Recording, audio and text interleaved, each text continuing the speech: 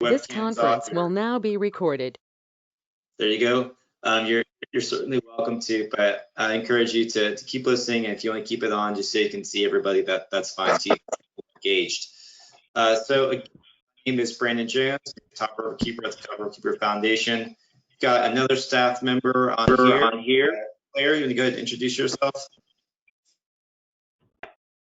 Yes, so my name is Claire Atkins-Davis. I am the GIS specialist as well as the technical manager that assists Brandon, the river keeper. I just got into this role, so I've been the one that's been emailing all of you, kind of driving you crazy probably, but so I'm going to be heading this whole program. So we're expanding onto like 6 different lakes. I just graduated with my master's from Duke in environmental management, and I'm excited about what I can bring to the table for this summer. And I'm very, very excited to meet all of y'all and work with you this summer. Great, thanks, Claire. And we also have 3 interns helping out this summer, Worth, Nala, and Kylie. And we won't take up too much of your time. You guys can introduce yourselves later. But just know that we've got about 5 staff kind of dedicated to this program, and we're really excited for you because it's a big undertaking. All right, so I'll start the presentation here. And Claire, we'll just kind of tag back and forth a little bit. So the Catawba River Keeper Foundation operates in the Catawba River Basin. So it's pretty big. It starts all the way up there at Catawba Falls, upstream of Lake James. Kind of heads due east out to Lake Hickory, then due south all the way down to Congaree National Park. Along the way, you've got 11 reservoirs, 14 dams, 26 counties, 2 states, about 5,000 square miles of water, or 5 square miles of basin. Obviously, we have a staff of 7 now, so we are stretched a little thin. But swim safety and recreation is one of our big pillars. So for us, last summer, we got the equipment. We got a big grant so we could buy the bacteria testing equipment, which allowed us at a more economical rate. If you go to a private lab, these samples are $40 to $60 a piece. With our grant, we were able to buy equipment, which allows us to do this for about $8 a pop. So it really allows us to do a lot more testing. So last summer, we piloted this on Lake Wiley. We ended up taking like 500 samples over the summer. It was incredibly popular. We got more feedback and likes on this program than anything else we do. So people were really, really excited about it. And so we tried to figure out a way to scale it up.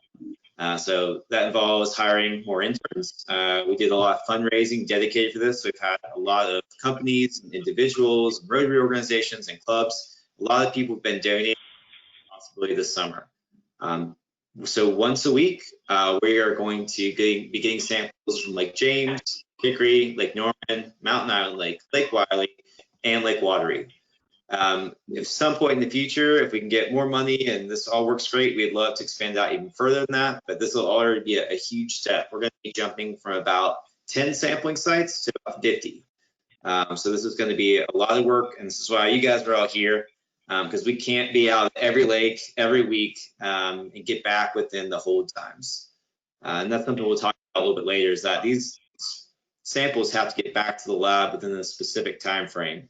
And so it kind of makes it a little more difficult. All right. Claire, you want to give us a kind of overview of what SwimGuide is and the history on it? Absolutely. So SwimGuide is a website, a smartphone app that's used for both Androids as well as Apple phones. It started with the Lake Ontario Waterkeeper. It's now managed by Swim, Drink, Fish Canada. So what it does is it provides a free real-time water quality information.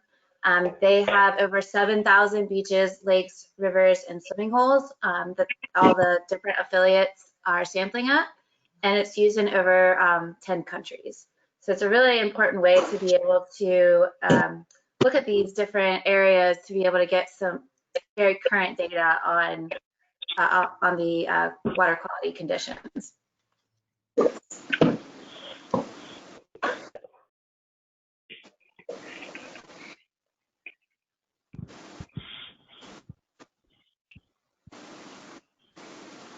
You're muted, Brandon, I think.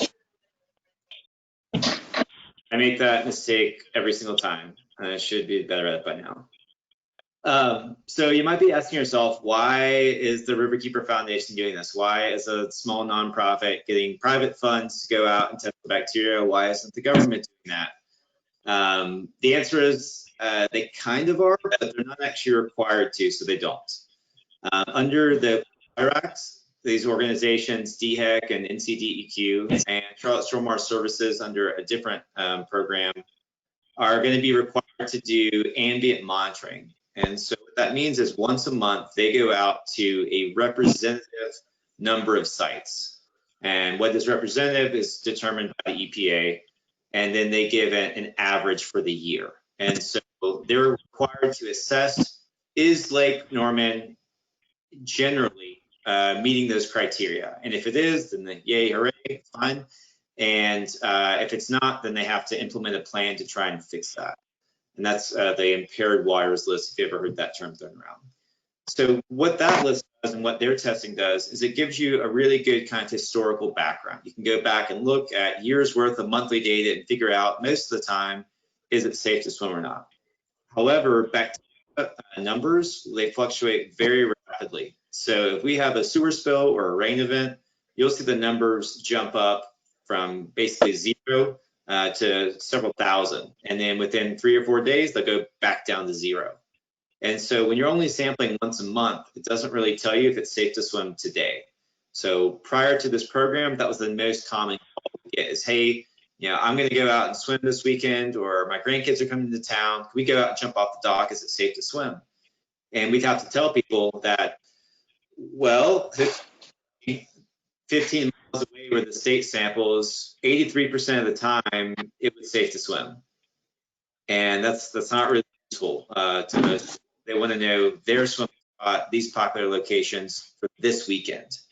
And so that's what our program does. There are some other agencies that also test out there. Like I said, Charlotte Stormwater Services, they do a pretty good job just on the Mecklenburg County side of Norman, Mountain Island, and Wiley. The Lake James Environmental Association also does some sampling.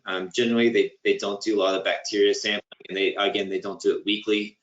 Then the Lake Water Association, they've had probably the longest running private sampling program anywhere in the state.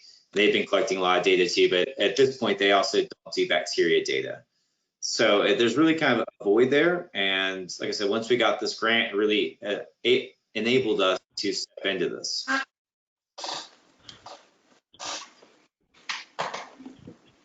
All right, Claire. So we're going to talk a little bit about the sources of E. coli, which is the major bacteria that we're going to be sampling for, because it is, even if other bacteria are present, if that one is, then it's like a major lead indicator for just the water not being safe to swim.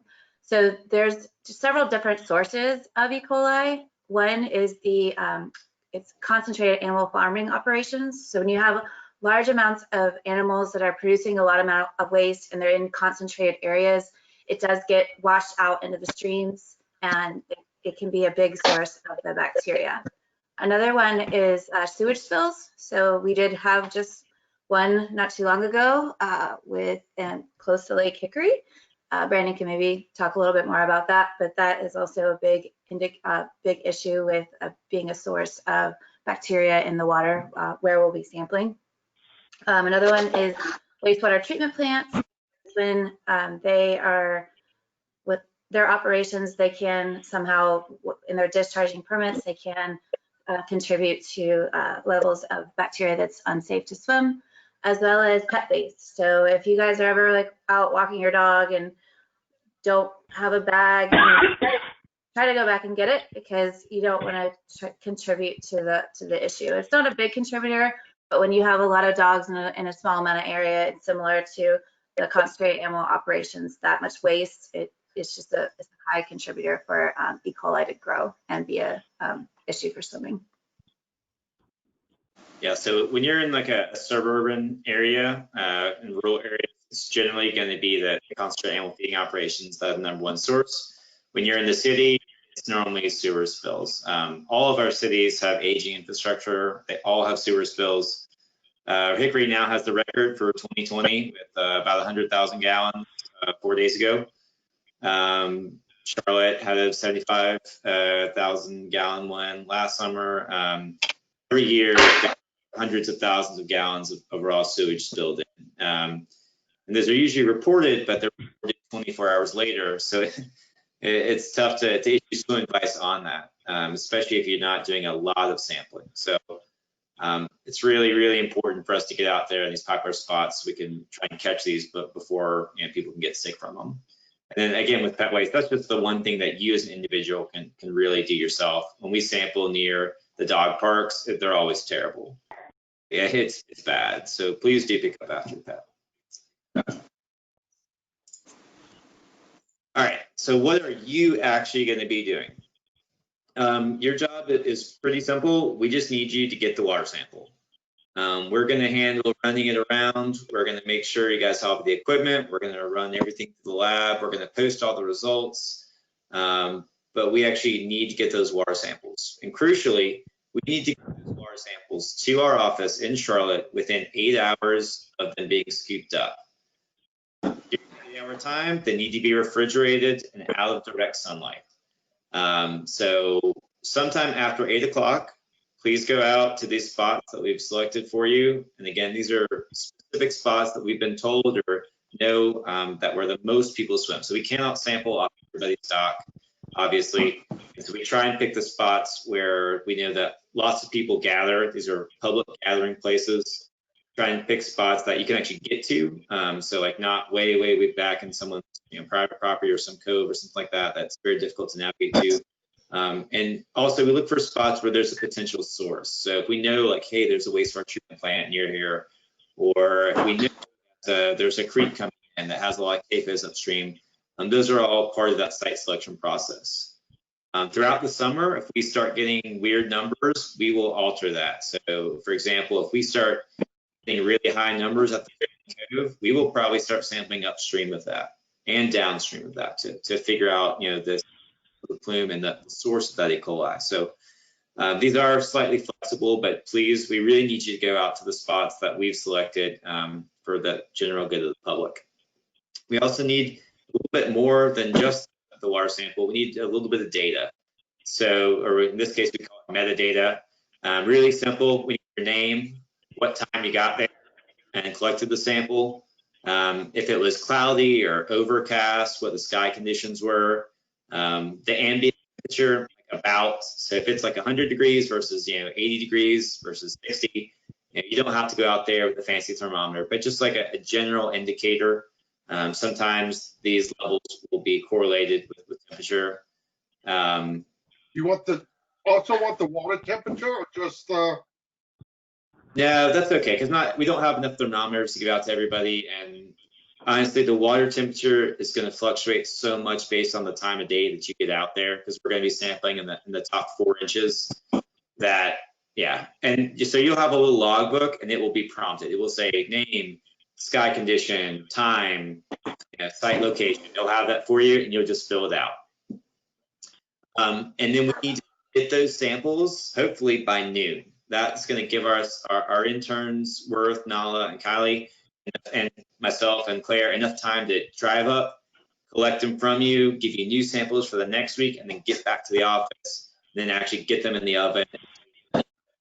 So it's going to be a lot of moving parts. We're going to have really good communication this summer. So, if your boat's not working, we need to know right then, because Claire's done an awesome job coordinating this. 2 or 3 captains per day. So if you can't get out there because your kid is sick or you don't feel well, or your dog doesn't feel well, or your boat doesn't want to start, or you're just really hungover from a long night, tell us immediately, and we will get somebody else out there. If you wait till 1 o'clock and then decide you don't want to do it, it's going to put us in a really tough spot. So we want to be able to get this information out as quickly as possible. So Claire will be your first point of communication, but if not, I'll also be available. All right. Fair. So we will be providing you with sampling materials. So that includes, we're gonna have a lunchbox that is insulated lunchbox, which will also have an ice pack cooler to try to keep the samples preserved and cold. It will also give you protective gloves in order to take the sample. You'll see later on in the demonstration video of how exactly to use the gloves, take off the gloves, and those kind of things. But they are important to make sure that you don't contaminate the sample, and they make sure that you don't get contaminated from the sample. So make sure you put the gloves on. We will also be giving you sampling bags and or bottles. We're still sort of working out the kinks with that, but we think they're going to be the sampling bags to be able to give us a larger sample than the bottles. We'll also have a Sharpie. So please make sure that you label the samples so we know where the sample is coming from based on the map.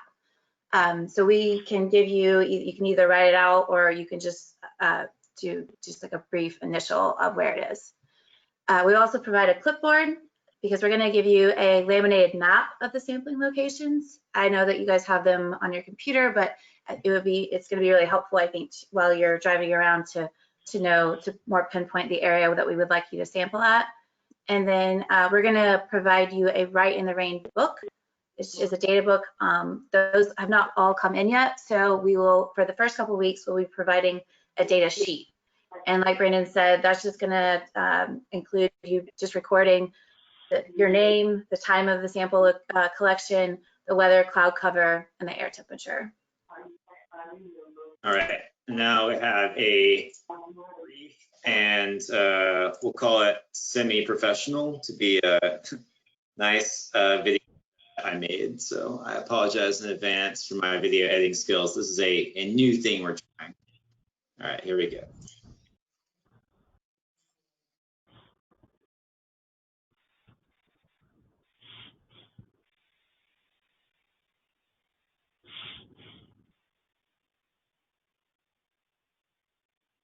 I don't hear anything. I'm not sure the sound's working, Brandon. Are you guys not hearing the sound? Nope. No. Silent stop motion, or is it just chopping up? No, it's probably lagging from my computer. All right, keep my audio on. Let's try this again. You guys, give me a thumbs up if you can hear the sound.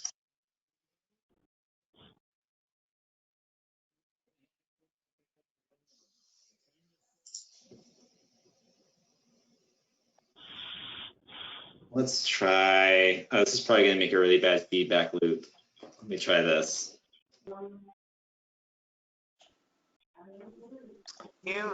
All the steps in order to take a water sample is really easy.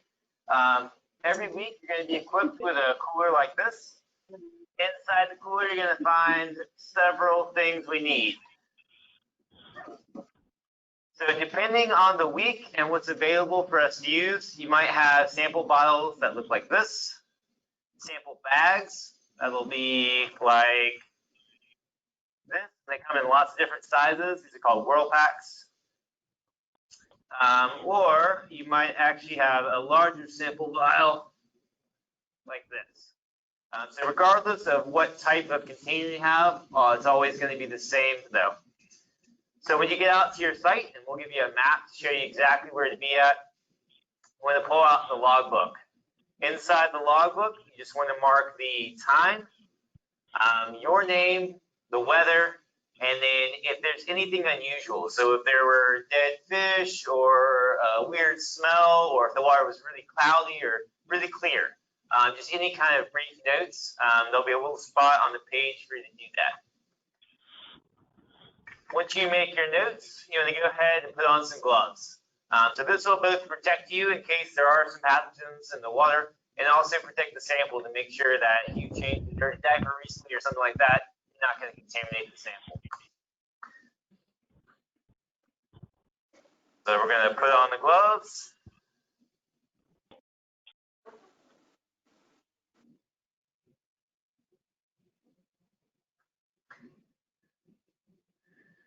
Now, what we really want here is a sample within the top 4 inches of the water, but we don't just want to scrape off the top of the water because UV light can actually kill the bacteria. So you want to go just below, again, between the basically 1 and 4 inches deep.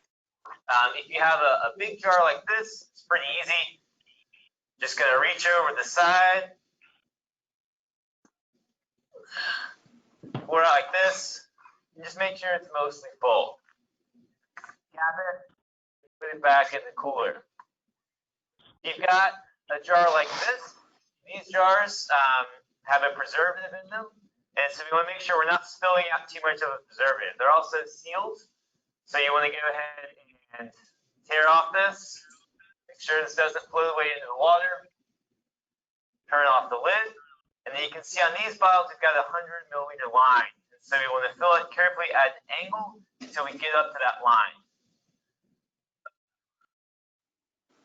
Now I've got a little bit extra, that's okay. Just gonna look at it, we're just gonna pour it out. There we go. Anywhere between this line and the top of the curve is okay. You can actually fill it up. You can overfill it, and that's also Back fine. up and put it in the cooler. And then our final and my personal favorite way to sample are with these little sterile bags called Whirl Packs. So again, we want to rip off the top container, the top wrapper there, that in the cooler. And it's got these 2 little tabs on either side. So we can grab these white tabs, pull it open. Careful not to touch the inside. You grab the edges now. Reach over the side. Scoop the water up. You want to get just to the top of the white line. We've got a little bit extra here. I can pour some out. That looks pretty good. And then they're called whirl packs because we whirl them closed. So you just kind of squeeze like this and whirl it away from you. If you whirl it towards you, you can hit yourself in the face with the sample. Not always ideal. You grab these little twisties, bring them together, and then once you get them crossed like that, you're just going to twist it closed, just like you would a bread tie. All right, so I have my samples here. I want to label them. And so you could do that before, or even once you have them on there, you can label them. And so on the map, I have a label for each site. It'll be some kind of smaller code. So this is the whitewater code. So on here, I would just put WWC. Put it back in the cooler. Close it up. On to the next site. Back in the cooler, we take our gloves off. You always want to assume that the gloves are contaminated. So you grab with one hand, reach, and I grab the palm right here. Pull them close, turn them inside out like this. Use the inside out glove. Do the same thing on the other hand, so we're never touching the outside. Take that and throw it in the trash.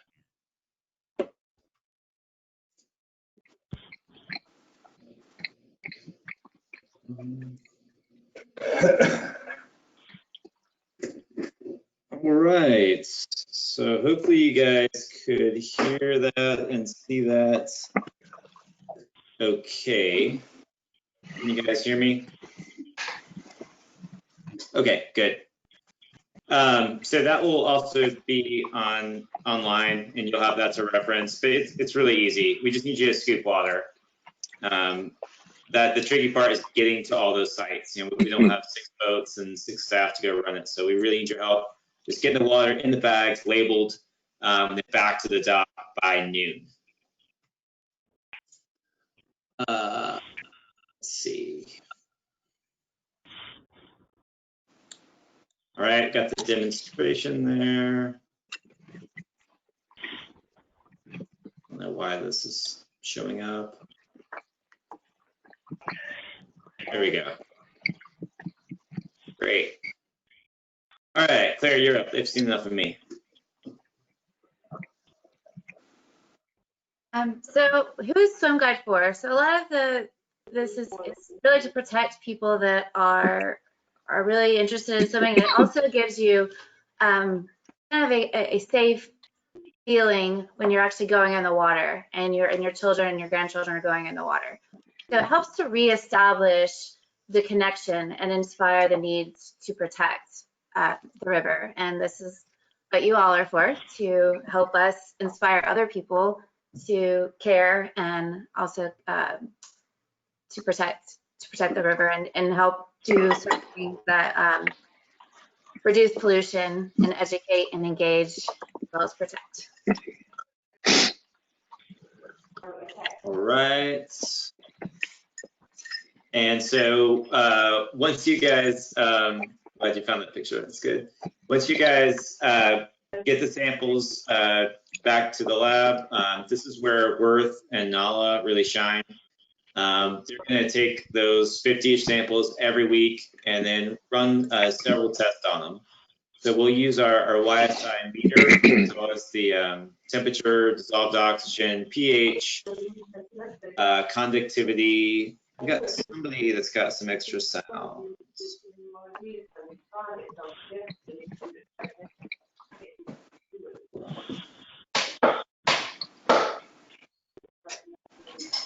Yeah, if you guys don't mind muting yourself if you're walking around.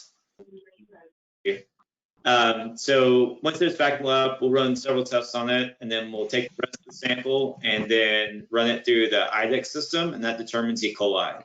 The picture there in the top right, those are the trays. So every little part of the tray, the cell that is fluorescing under black light, that is an E. coli colony. And so then we'll count the number of E. coli, and then there's a standard that's set by the EPA for about 235 colonies per 100 mil. If it's over that standard, then we say it's not safe to swim. If it's under that standard, then we say it's safe.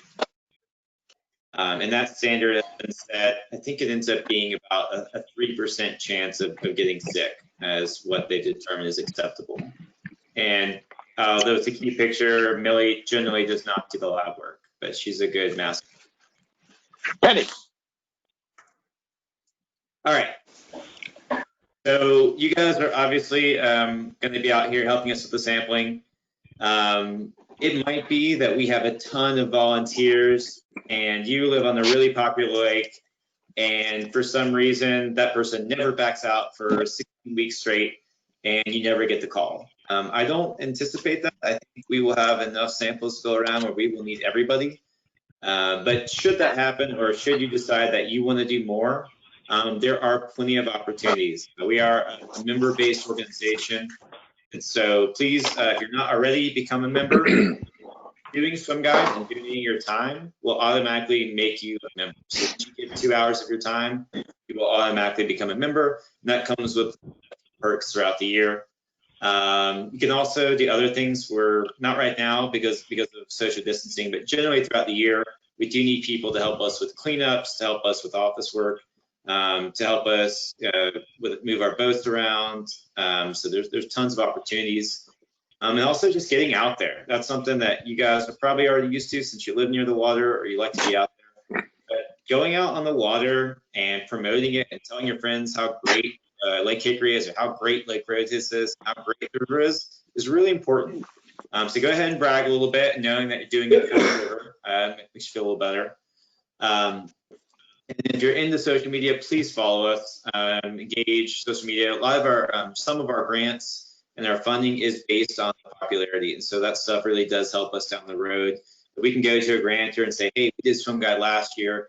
We had over 10,000 likes on this post. Like, that will help us actually secure funding for that in the future. So it does come back to benefit the organization. Claire is going to be the head of SwimGuide this summer. So she's going to be running it. She's the first point of contact. But if for some reason you can't get a hold of her, I will also be around, and especially for the first couple of weeks, I will be all in as well, making sure this thing goes smoothly. All right, so let's go ahead and open it up to questions. This is always awkward with a ton of people, so you just have to be aggressive, and I think James wants to start. There we go. I like that. James, to start. Yeah, raise your hand. That always helps. The question I had was thunderstorms, bad weather, white caps. What do you do on those days? Don't sample.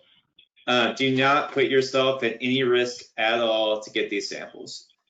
This is not a government mandated or critical task. It's really great for us to go out there and provide this information for public safety. But if it's at all gonna put you in a weird spot, don't do it. If it's lightning, do not go out there. If we have to miss a week at some of these spots or every spot, that's okay.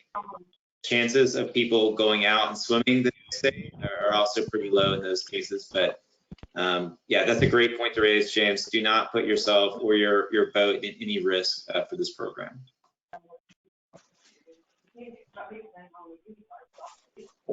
All right.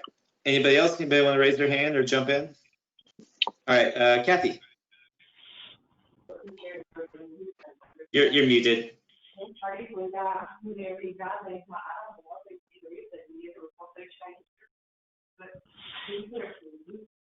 When will we get the samples? Is it in the morning or on Sunday night or Monday morning?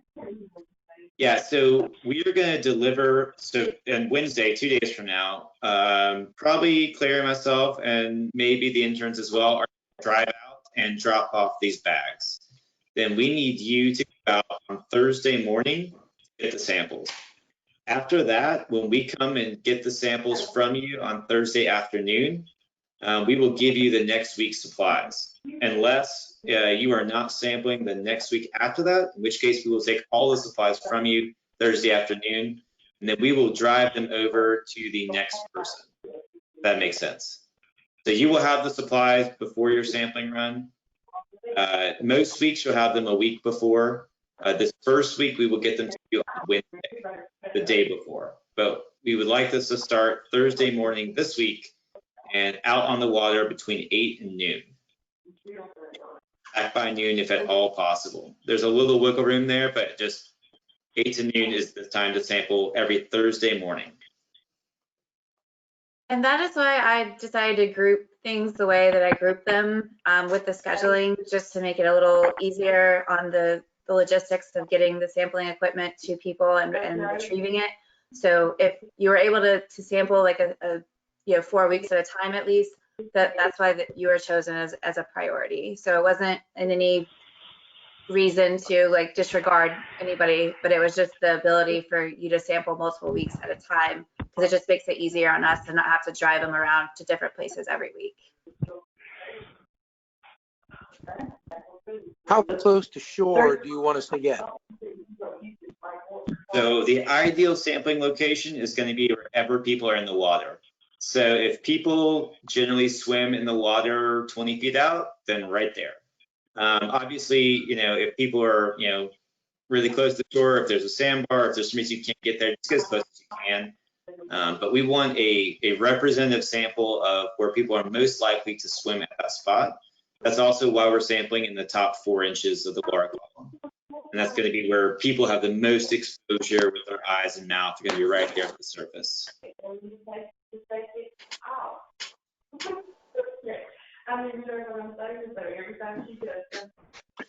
This is Jim on Lake James appropriately.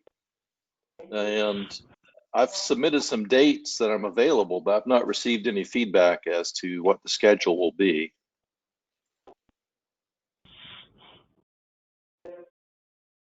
Did you fill out the volunteer form, Jim? Yes, I did. Okay. Sorry, I must have.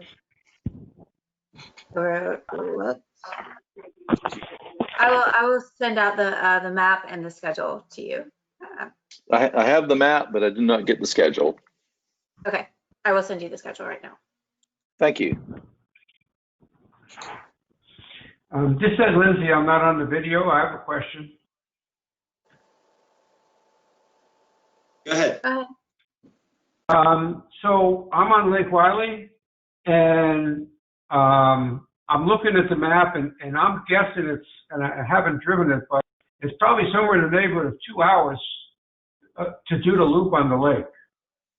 So I'm a little concerned with sampling and, running out and running around on the lake. Will I be able to get into that 4-hour window? Like, if I probably have to leave like right 8 o'clock in the morning. Yeah, so we can work with these. So I did Lake Wiley every day or every Thursday last summer. And yeah, it depends on your motor obviously, but we were in like a smaller 100 horsepower kind of skip. And so for us, it took us about an hour and a half. But I mean, Lake Norman, it's bare. It's going to be difficult. So there is some flexibility. The trick is we have to have it in the lab processed within 8 hours of when it is actually scooped out of the water. So again, like if you can get out there between 8 and 9 and, you know, do the 2-hour run, be back to your house between, you know, 11 and 12, that gives us some flexibility to get that back to the lab before 4 p.m. But again, this is something that we can work on. We got a lot of moving parts here. If for some reason you can't get it done in that time window, like for instance, if you have a really small motor on a large pontoon boat, little party boat, you know, this might not be possible to do in that craft. And that's why, again, props to Claire for getting several backup people for each lake. So again, if you can't get that done, if you can't make that loop, that's fine. We will find other people that have a boat that's better suited for that. Okay. Thank you. Margaret. Just a quick question. When we bring the samples back, do we need to refrigerate them or just keep them in the lunchbox while we wait for you to come? Yeah, just keep them in the lunchbox. That brick will stay cold for 8 hours. Okay. Preferably don't leave it out in direct sunlight, but yeah. Kylie. So when I'm picking up samples from people, will I directly drive to their house, or will we agree on like a mutual location, or? Yeah, so if I'm the boat driver, the homeowner, or the volunteer, you guys will select a spot. So that could be like at the end of your dock, that could be like the RVs around the corner, it could be in your driveway.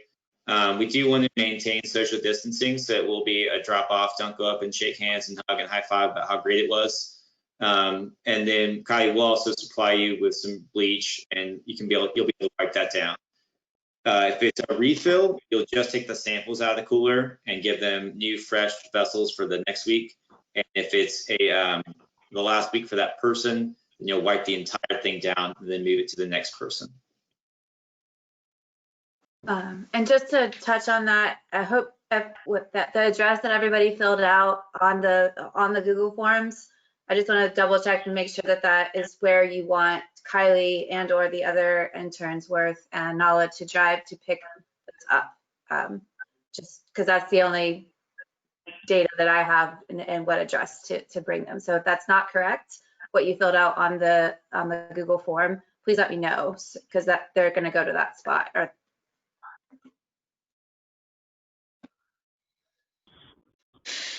Brandon, did you see on the chat side that I put a question there that the Lake Norman YMCA is not accessible by boat? I see that now. Yeah, so there's I have to talk to last summer, Charlotte Stormwater Services was planning on getting that site twice a week actually, because they had some issues with some sewer leakage over there. I have to double check back with Rusty and their department and see what they're going to do. Yeah, but yes, you're right. That will not be able to be done by boat. So if that site is not being done by Charlotte, that will probably go to Worth. He lives the closest to that, and just have him swing by that site as he's driving in to do the samples in the morning and get it from the shoreline. But we'll remove that from the route for sure. Perfect. All right, let's go to Blaine. Hey, Brendan. Just curious, in case, I noticed there's multiple volunteers for certain locations, and there are some other lakes where there's nobody. If you people on that day, how would we go about saying we could be available for, even one of those days at another location, another lake? Yeah, if you want to sign up for another lake a few weeks out and say, hey, I want to go fishing in Lake James that day anyway, or something like that, just communicate that directly with Claire, and we'll get you on the schedule. Thank you. I think Bruce is up next. Bruce, you're on mute.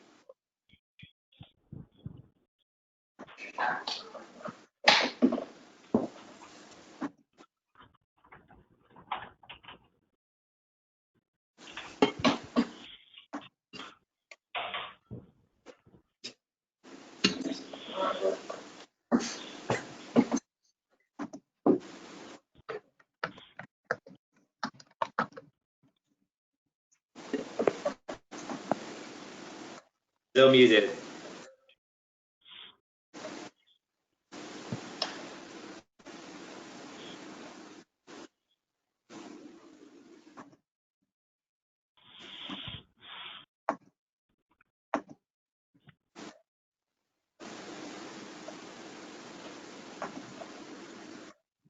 So Bruce, it's showing on mine that you're unmuted.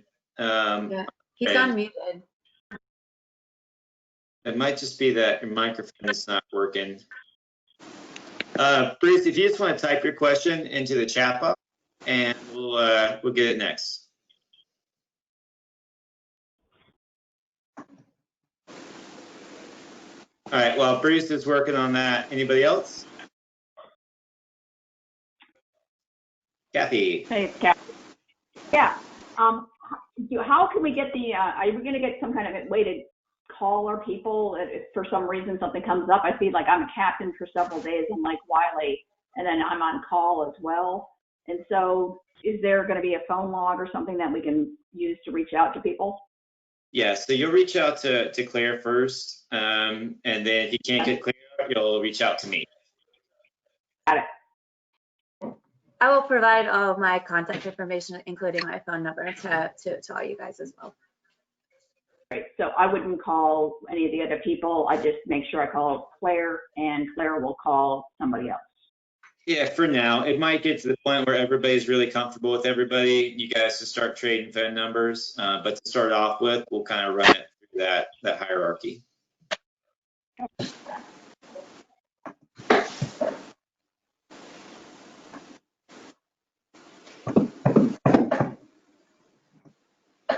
Bruce, are you able to type in your question to the chat box?